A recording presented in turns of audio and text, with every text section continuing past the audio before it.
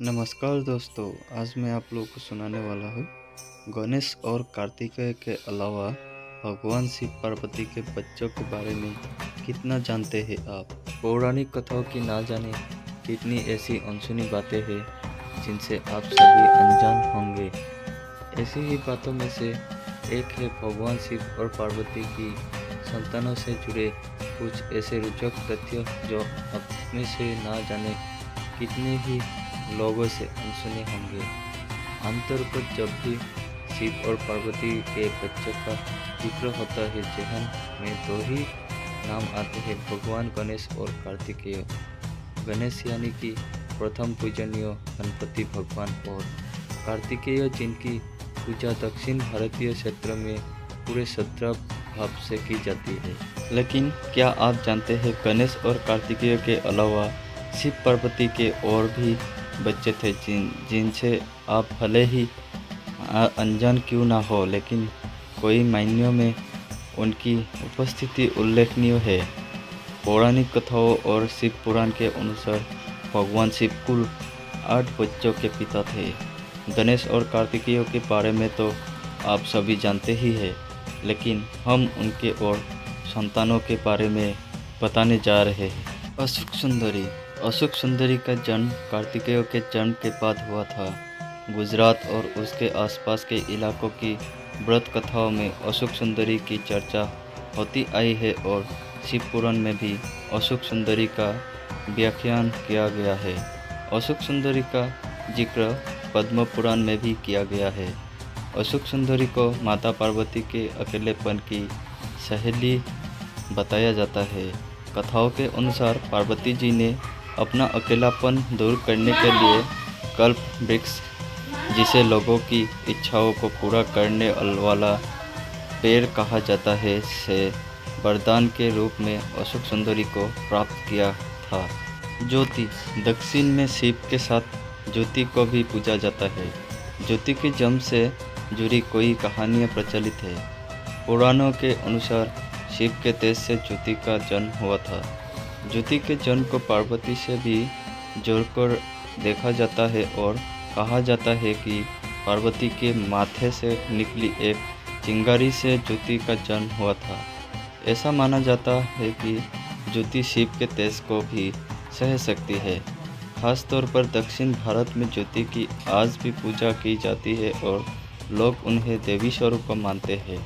मनसा देवी, शिव पुराण में मनसा देवी को पार्वती की इच्छा से जुड़कर देखा जाता है।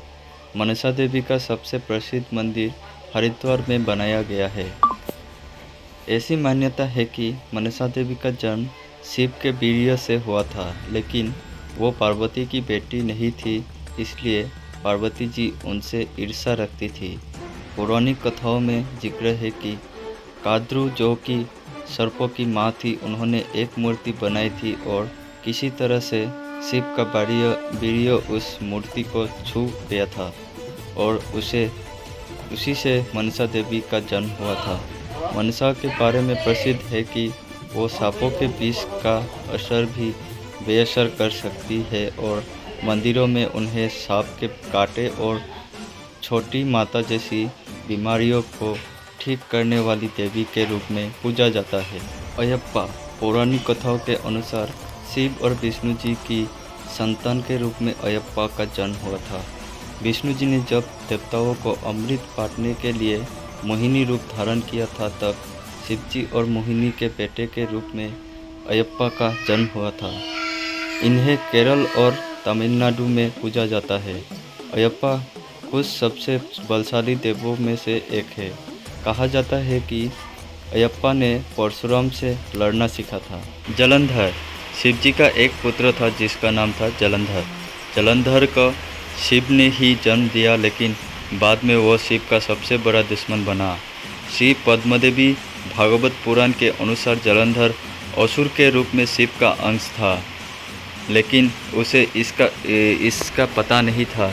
जलंधर बहुत ही शक्तिशाली असुर था। इंद्र को पराजित कर जलंधर तीनों लोकों का स्वामी बन बैठा। श्री पद्मदेवी भागवत पुराण के अनुसार एक बार भगवान शिव ने अपना तेज समुद्रों में फेंक दिया, इससे जलंधर उत्पन्न हुआ। माना जाता है कि जलंधर में अपार शक्ति थी और उसकी शक्ति का कारण थी उसकी पत्नी वृंदा।